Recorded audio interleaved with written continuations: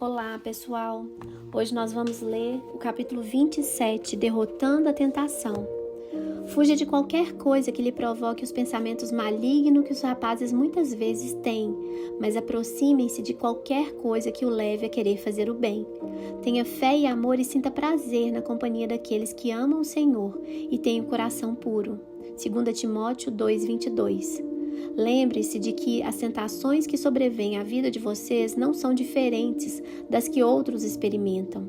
E Deus é fiel, Ele impedirá que a tentação se torne tão forte que vocês não possam suportá-la.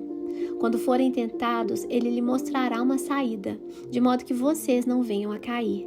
1 Coríntios 10:13. Sempre há uma saída. Pode ser que às vezes você sinta que uma tentação é forte demais para ser tolerada, mas isso é uma mentira de Satanás. Deus prometeu nunca permitir que houvesse sobre você mais do que Ele colocou dentro de você para lidar com a situação. Ele não permitirá nenhuma tentação que você não possa superar. Entretanto, você também deve fazer sua parte, praticando 4 fundamentos bíblicos para derrotar a tentação. Primeiro, redirecione sua mente para outra coisa. Pode lhe surpreender, mas em nenhuma parte da Bíblia há orientação para resistir à tentação. Somos orientados a resistir ao diabo, mas isso é muito diferente, como explicarei mais tarde. Em vez disso, somos aconselhados a redirecionar nossa atenção, porque resistir a um pensamento não funciona. Isso só aumenta a nossa concentração na coisa errada e fortalece a sedução.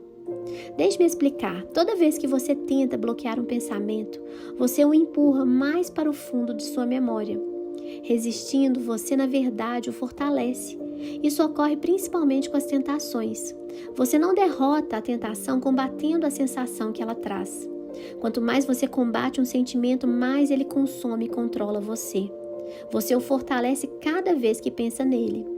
Como a tentação sempre começa com o pensamento, a forma mais rápida de neutralizar seu fascínio é desviar sua atenção para outra coisa. Não combata o pensamento, apenas mude o canal de sua mente e concentre seus interesses em outra ideia. Esse é o primeiro passo para derrotar a tentação. Você ganha ou perde a batalha contra o pecado na mente. O que prende sua atenção prenderá você. Foi por isso que Jó falou: fiz acordo com os meus olhos de não olhar com cobiça para as moças. E Davi orou: não me deixes ficar pensando em coisas sem valor.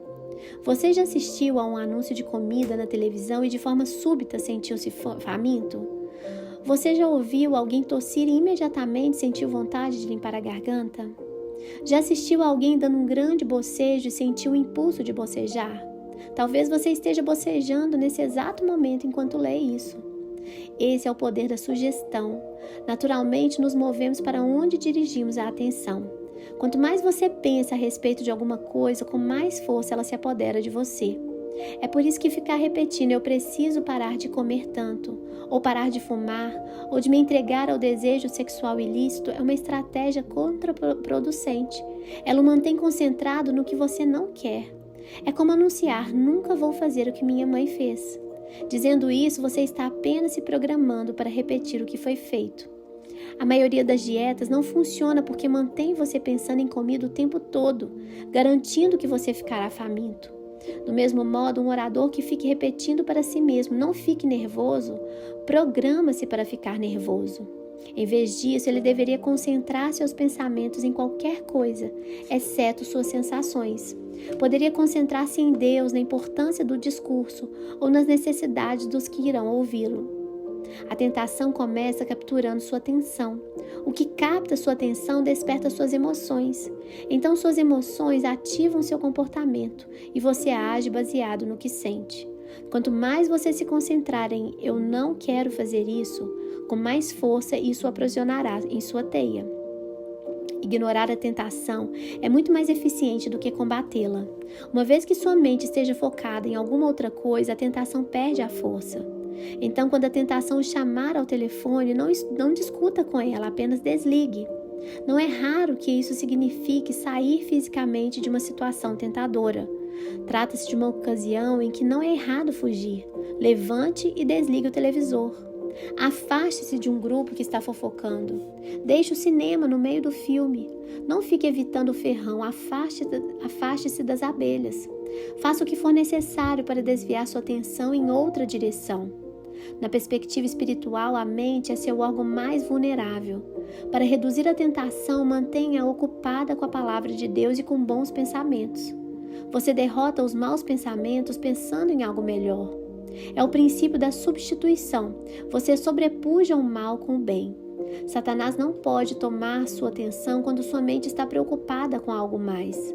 É por isso que a Bíblia insiste em que mantenhamos a mente direcionada. Fixem os seus pensamentos em Jesus. Lembre-se de Jesus Cristo. Encham a mente de vocês com tudo que é bom e merece elogios, isto é, tudo que é verdadeiro, digno, correto, puro, agradável e decente. Se você realmente quer derrotar a tentação, deve administrar sua mente e controlar o que absorve na mídia. O mais sábio homem que já viveu advertia: tenha cuidado com o que você pensa, pois a sua vida é dirigida pelos seus pensamentos. Não permita que lixo entre em sua mente sem critério. Seja seletivo. Escolha cuidadosamente aquilo em que pensar. Siga o exemplo de Paulo. Levamos cativo todo pensamento para torná-lo obediente a Cristo. Isso exige a prática de toda uma vida, mas com a ajuda do Espírito Santo você pode reprogramar sua forma de pensar. Segundo, revele sua luta a um amigo devoto ou a um grupo de apoio. Você não tem de espalhar para todo mundo, mas precisa ao menos de uma pessoa com quem possa abertamente partilhar sua luta. A Bíblia diz: é melhor ter um amigo do que ficar sozinho. Se você cai, seu amigo pode ajudá-lo a levantar-se. Mas se você cai sem ter um amigo por perto, está realmente em dificuldades. Deixe-me ser claro: se você está perdendo a batalha contra um mau hábito persistente, um vício ou uma tentação e está emperrado em um ciclo repetitivo de intenção, fracasso e culpa, não irá se recuperar por conta própria. Você precisa da ajuda de outras pessoas. Algumas tentações são vencidas somente com a ajuda de um parceiro que ore por você e o incentive, alguém a quem você possa prestar contas. O plano de Deus para seu crescimento e libertação inclui outros cristãos. A comunhão honesta e autêntica é o antídoto para sua luta solitária contra os pecados difíceis de vencer. Deus diz que essa é a única forma de conseguir escapar. Portanto, confessem os seus pecados uns aos outros e orem uns pelos outros para serem curados. Você realmente quer ser curado daquela tentação persistente que o segue derrotando continuamente? A solução de Deus é simples: não a reprima, confesse. Não a oculte, exponha. Expor seus sentimentos é o início da cura. Esconder a dor só a intensifica. Os problemas crescem na escuridão, tornando-se cada vez maiores, mas expostos à luz da verdade, murcham. Suas enfermidades têm a medida de seus segredos. Então tire a máscara, pare de fingir ser perfeito e venha para a liberdade. Em uma igreja dos Estados Unidos, eles têm visto o impressionante poder desse princípio romper o domínio de tentações persistentes e de vícios aparentemente irrecuperáveis por meio de um programa desenvolvido por eles chamado Celebrando a Recuperação. É um processo bíblico de recuperação com 8 etapas, baseado nas bem-aventuranças de Jesus e fundamentado em torno de pequenos grupos de apoio. Nos últimos 10 anos, mais de 5.000 vidas foram libertas de todo tipo de hábitos, mágoas e vícios. Hoje, o programa é utilizado em milhares de igrejas. Eu recomendo fervorosamente a sua igreja. Satanás quer que você pense que seu pecado e sua tentação são exclusivos e que por isso você deve mantê-los em segredo. A verdade é que estamos todos no mesmo barco, todos combatemos as mesmas tentações e todos pecaram. Milhões já sentiram o que você sente e enfrentam as mesmas lutas que você enfrenta nesse momento. O motivo pelo qual escondemos nossos pecados é o orgulho. Queremos que os outros pensem que temos tudo sob controle. A verdade é que qualquer assunto sobre o qual você não possa falar já está fora de controle na sua vida. Problemas com finanças, casamento, crianças, pensamentos, sexualidade, hábitos secretos ou qualquer outra coisa. Se você pudesse resolvê-los por conta própria, já o teria feito. Mas não pode. Decisões pessoais e força de vontade não são suficientes. Alguns problemas estão muito arraigados e tornaram-se muito rotineiros e muito grandes para que você os solucione por conta própria. Você precisa de um grupo pequeno ou de um parceiro para prestar contas, que vai incentivá-lo, apoiá-lo, orar por você, amá-lo incondicionalmente e chamá-lo à responsabilidade. Depois então, você pode fazer o mesmo por ele. Sempre que alguém confia em mim dizendo eu nunca disse isso a ninguém, fico entusiasmado com aquela pessoa porque sei que ela está para experimentar um grande alívio e libertação. A válvula de pressão está para ser aberta e pela primeira vez ela vislumbrará uma esperança para o futuro. Isso sempre acontece quando fazemos o que Deus nos manda fazer, quando admitimos nossas lutas a um amigo que seja um cristão consagrado. Deixe-me fazer uma pergunta difícil. O que você finge não ser um problema na sua vida? De que você tem medo de falar? Você não irá resolver isso por conta própria. Sim, é humilhante admitir nossas fraquezas perante outras pessoas, mas é exatamente a falta de humildade que o está impedindo de melhorar. A Bíblia diz: Deus se opõe aos orgulhosos, mas concede graça aos humildes, portanto, submetam-se a Deus. Terceiro, resista ao diabo. Após termos nos humilhado e submetido a Deus, somos orientados a desafiar o diabo. A parte final de Tiago 4,7 diz: resistam ao diabo e ele fugirá de vocês. Não nos resignemos pacificamente diante de seus ataques, devemos contra-atacar. O Novo Testamento descreve muitas vezes a vida cristã como uma batalha espiritual contra as forças do mal, utilizando termos que aludem à guerra, como batalha, conquistar, luta e superar. Os cristãos, muitas vezes comparados a soldados servindo em território inimigo. Como podemos então resistir ao diabo? Paulo explica: usem o capacete da salvação e a espada do Espírito, que é a palavra de Deus.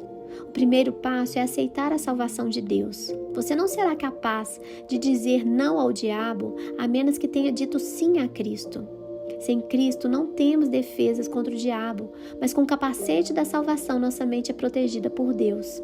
Lembre-se disso: se você é crente, Satanás não pode obrigá-lo a fazer coisa alguma, pode apenas sugerir. Segundo, você deve usar a palavra de Deus como arma contra Satanás. Jesus deu o exemplo dessa atitude quando foi tentado no deserto. Toda vez que Satanás sugeria uma tentação, Jesus reagia citando as Escrituras. Ele não discutiu com Satanás. Ele não disse não estou com fome quando foi tentado a usar seu poder para uma necessidade pessoal. Ele simplesmente citou uma parte das Escrituras que havia memorizado. Nós devemos fazer o mesmo. Há poder na palavra de Deus e Satanás a teme. Jamais tente argumentar com o diabo. Ele argumenta melhor do que você, pois teve milhares de anos para praticar. Você não pode enganar Satanás com sua lógica ou opinião, mas pode usar a arma que o faz tremer, a verdade de Deus. É por isso que memorizar as Escrituras é absolutamente essencial para derrotar as tentações. Você acessa rapidamente quando é tentado.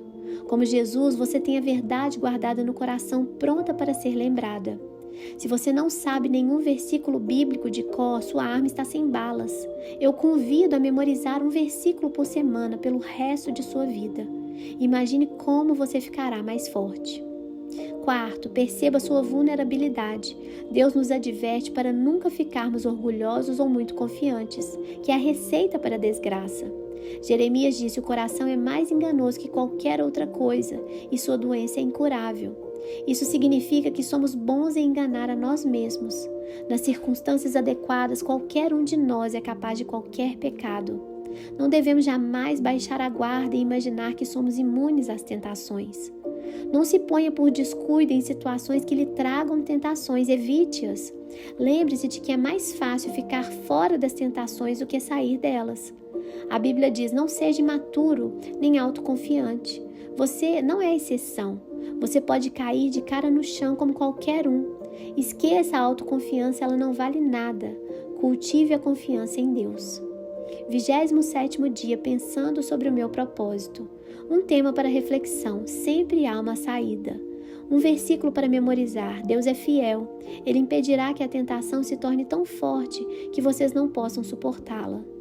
Quando forem tentados, Ele lhes mostrará uma saída, de modo que vocês não venham a cair.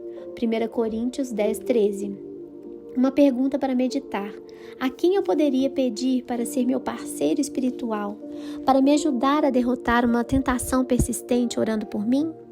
Que Deus abençoe vocês grandemente e até o nosso próximo capítulo.